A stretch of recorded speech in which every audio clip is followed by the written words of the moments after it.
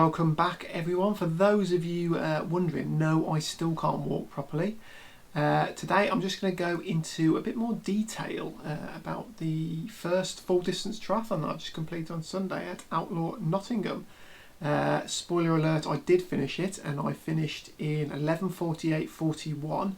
I was 189th of 700-ish people and this is how I got there.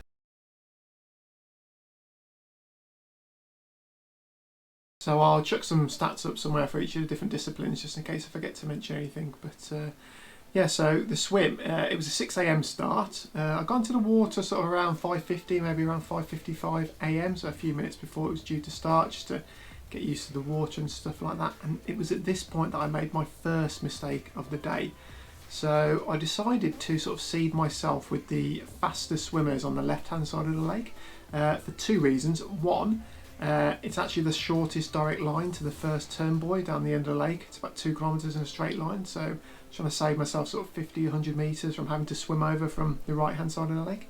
And the second reason I did this was I was sort of secretly hoping that these faster people would be pulling me along to a faster time. But what actually happened was that I didn't breathe properly for probably the first 10 minutes, the first 400 odd metres. Every time you went to put your head under water, someone would punch you in the face. You'd get dunked, you'd get kicked, you'd get an entire person swim over your entire body.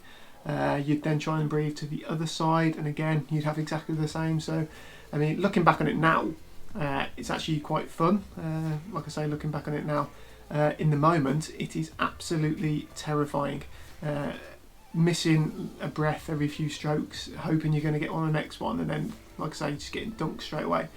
It's pretty terrifying in the moment, but like I say, that was my own fault for doing that. Maybe a lesson learned there, but anyway.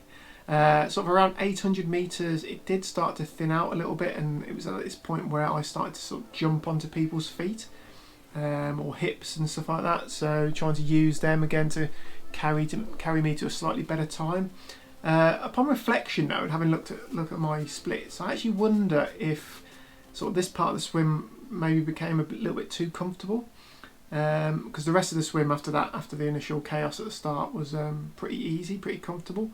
I think I was maybe sort of sitting behind people who weren't going as fast as maybe I could have done on my own, and maybe I would have been better just finding my own line and sort of making my own way along, and I don't know if maybe I'd have been able to catch up with someone, jump onto their feet later on, but these sort of early people that I was sort of sat behind, although it made it a lot easier sitting behind them because you catch them every few strokes tapping their feet, but I think maybe they were going maybe about 5 seconds, 100, a little bit slower than I probably wanted to and probably could have done just on my own. So again, a second lesson learnt there. But anyway, I was out the water in 1:21:31, which I was actually pretty chuffed with. I said to Georgie before starting the event, I just wanted to be on the bike after 90 minutes. So I knew it was starting at 6:30. I wanted to be on the bike by 7:30. So 1:21:31 is a pretty good start for me.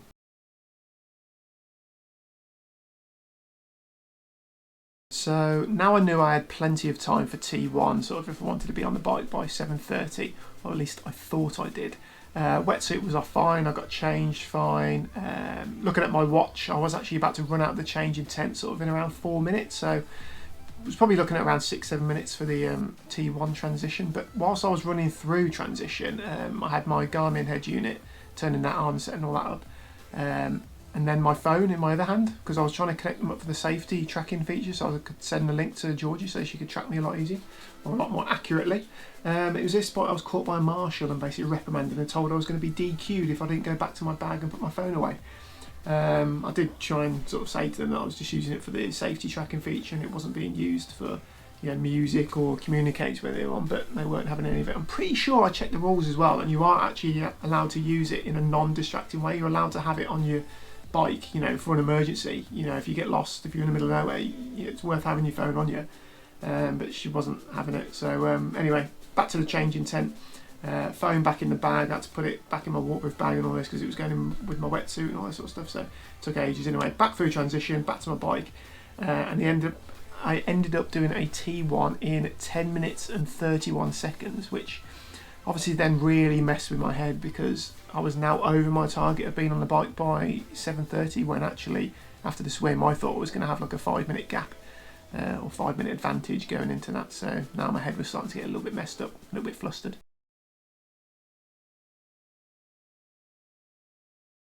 Now out onto the bike, and what I was hoping was going to be the fun part of the day. After the first couple of miles going around the lake and then out onto the early roads, you really start to get into things sort of around 6 kilometres in when you sort of turn onto the A52. It's also at this point though when you finally sort of get to sort your head out, you're sort of less flustered, you can finally start concentrating on the actual bike. I've mentioned actually in quite a few of my 70.3 videos before that I have stomach issues coming out of the water. I just feel incredibly bloated. I don't know whether it's, well, I'm going to assume it's down to poor swim technique, and that when I'm breathing I'm taking on little bits of water, which over the hour and 20 that I was in the water sort of accumulated and just, you know, a load of fluid in my stomach. But it's actually quite painful, and it's quite difficult to think about anything else when you've got that going on, which made the first few miles of the bike actually a little bit tough. Trying to focus on power when you're actually in quite a bit of pain, discomfort, it's a little bit difficult. But my bike head unit was set to lap every 5 miles, so I just figured I'd take each one as an individual block and sort of ramp up towards my target of around low 200 watts. So the first one was 165, 175, 185 upwards, and carry on like that, which I did actually manage for the first 6 laps or so, the first 30 miles. But as soon as we turned back sort of southwest towards the home pier point and you hit the wind, it just becomes so tough and sort of so demoralising. I think at that point there my head really started to go, because you'd look down at your power, and it was this point here where I was sort of getting up to my sort of 200 watts, knowing that in all my training rides that was, you know, 33, 32 kilometres an hour comfortably without even all my race gear on, and now I was doing 27 into a headwind. It just made it really difficult mentally, because then you know you're going to have to put more effort in to get the times that you wanted. Also slowly creeping up at this point was the sort of heat and humidity that it just started to feel really thick, the air. I started to notice as well my heart rate was around 20 beats higher than all of my training rides that I've done. My training rides have been around about 140ish, and I was sort of hitting the low 160s, which is a bit worrying as well, because I was actually putting out a lot less power on average than I was actually doing in those training rides. So I knew the day wasn't going to go well, to be honest, at that point. Now, I know this was actually a mistake as well for my first full, but I did have some time goals in mind, or expectations for the individual disciplines across the day. So for the bike, I was thinking between 5, low 5 if it went really well, and then a mid 5, sort of worst case, like 5.5 hours worst case is what I was thinking. And then obviously as I got further and further into the bike, it became more obvious I was going to be closer to 6 hours, which going into the event I never thought I'd get close to 6 hours. I genuinely thought worst case I would be doing a 5.5 hour. So when I was early into the ride and knew my time was going to be miles off, my head really started to go. I've noticed this is actually quite a big weakness of mine, actually, that when conditions aren't perfect or things aren't going well, my head just goes so easily and so quickly. Knowing that I couldn't really achieve the worst case time on the bike made the day a lot harder, and that does happen to me quite a lot. Anyway, the southern loop done, and then headed up to northern loop with the Oxton Bank climb. For the climb itself, I was about 1 minute behind my time on this hill for the 70.3, but that was good actually, because I don't really want to be spiking my power too much and sapping the legs and that sort of stuff. So the descent off it's really good fun. But also, having not done most of that northern loop before, because it's different for the 70.3, I sort of thought to myself that maybe it was all going to be flat down back to the southern loop off of Oxton Bank. But actually there's some quite long slog climbs back on that northern loop before you start turning back towards the southern loop. But and at this point now we're around sort of 110 kilometres in, and I actually caught up with a few of the people that I'd lost sort of maybe half an hour, maybe 45 minutes before, some strong cyclists. So that was good that I'd caught up with them, and it was actually quite motivating as well, or comforting to see them struggling as much as I was. So knowing that I'd caught up with them, they must have been struggling. Back to the southern loop, where I passed Georgie and their family for the first time at Carcolston, which was good fun. Round the loop again, knowing that the last 30 kilometres or so was going to be into the headwind all the way back home. Final pass, going past Georgie and her family again, and then praying to the cycling gods that whilst going through home pier point, nothing would snap off or break in half. So managed to get all the way through that. I also did notice towards the end of the bike that my stomach issues had sort of dissipated. It was a good 3 or 4 hours into the ride though before I started to notice that I wasn't feeling the stomach pain again. In terms of nutrition and hydration, I managed to drink 2.5 of my 3 bottles, which is pretty good for me actually. One was actually just the Precision Hydration 1500 mixed with 2 CIS electrolyte gels in, and the others were Lucasade with 2 SIS gels. The food was okay. I was eating every 30 minutes a Cliff Block and then every 2 hours a SIS bake bar, which are incredibly difficult to eat no matter how slow you're going, so they're not really fun. Having just worked out though what it comes in around 2,000 calories across the bike ride. My training peaks have said that for the bike alone I'd burn nearly 4,000 calories.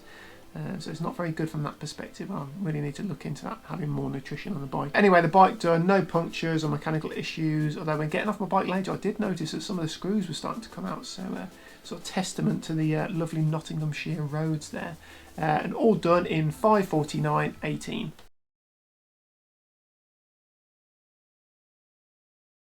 T2, so just got changed, tri-suit down to the waist, fresh t-shirt on, cap, sponge, sunglasses, put on marathon shorts on with all my gels and everything.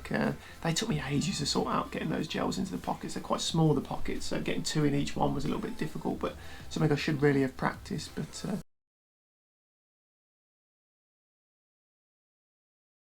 anyway, out to the run. Also, I wish I'd checked the course nutrition really and not taken my own gels, because I think I would have been fine just having theirs and saved myself a bit of time and a bit of weight having to carry all those. But anyway, once I actually started running after the first K of sort of faffing around, once I did actually start running, I felt pretty good actually. I was actually quite surprised at how fast and comfortable it felt. So going around the lake, when I did start running, looking at my watch, I was running around 4:40 a kilometre pace when all my training had been geared towards sort of 4:50. Secretly hoping that I'd sort of end up finishing the run with about a 4:59 kilometre average. I know I'd fade, but I was hoping for sub 5 minute kilometres. So around 2 to 3 kilometres around the lake to where the scoreboard is, I met up with Georgie and family. I was pretty good spirits at that point, so even heading off towards Nottingham as you run away from the home pier point, I still felt pretty good, even though that was into the headwind. Again, looking down at my watch, every time I looked down I saw 4:40 pace.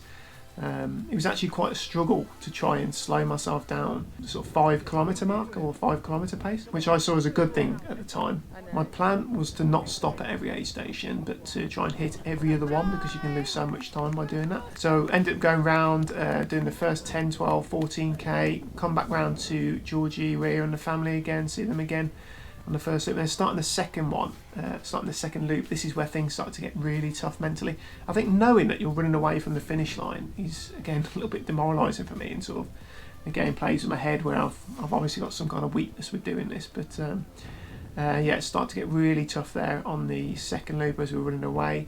I started to get cramps as well at this point. So my plan then was, because I could feel the cramps coming on, was to try and run 3 kilometres and then walk a kilometre, or run to an aid station and walk a little bit and then run to the next aid station. But I didn't even manage that once. Now something happened at basically 22k where the cramps kicked in so bad that I physically couldn't move forward.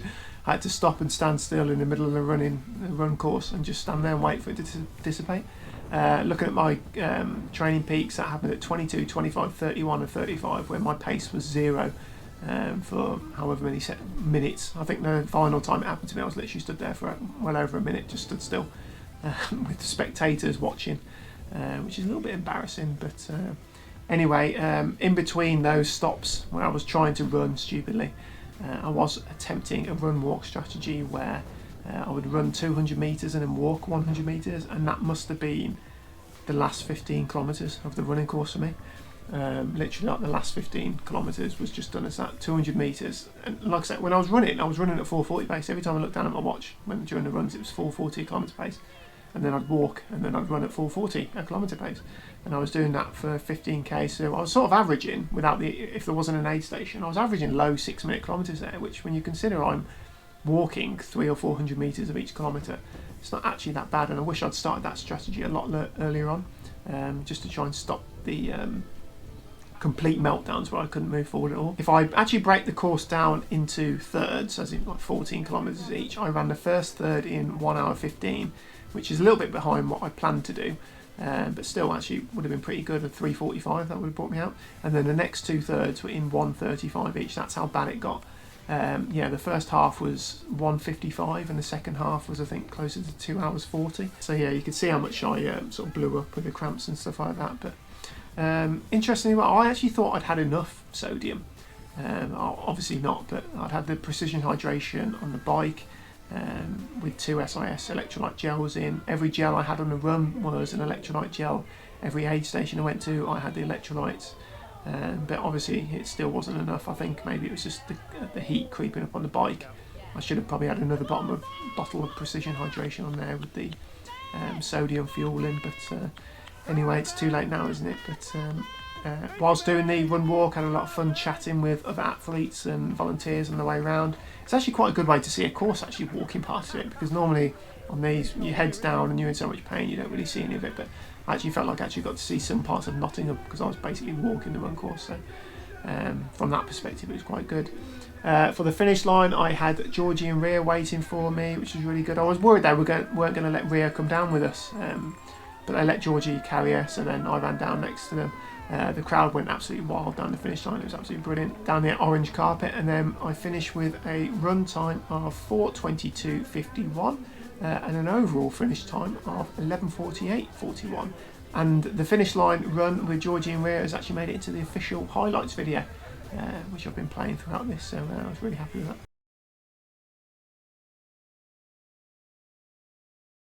So overall, I'm absolutely amazed that I managed to finish that. I'm really happy with my time. Now, if you'd have offered me that time beforehand, though, I wouldn't have been happy. I was secretly hoping to do a low 11, maybe a high 10, but on conditions on the day on the bike course, it being hot, humid for the run as well, and windy on the bike. I think looking back, actually, my 11:48 is actually a pretty good time. It was my first one. You've got no idea what's going to happen to the body, have you? After when you're doing a marathon after 112 miles on the bike. So all in all, I'm very happy. Chuffed to get it out of the way, and now that I can start training for some other stuff and start getting back into some different types of training. But yeah, that's how my day went. I hope everyone else who did it had a good day as well, and everyone finished. Not quite sure what the next video is going to be yet, but I will see you in the next one. Cheers for watching. Bye.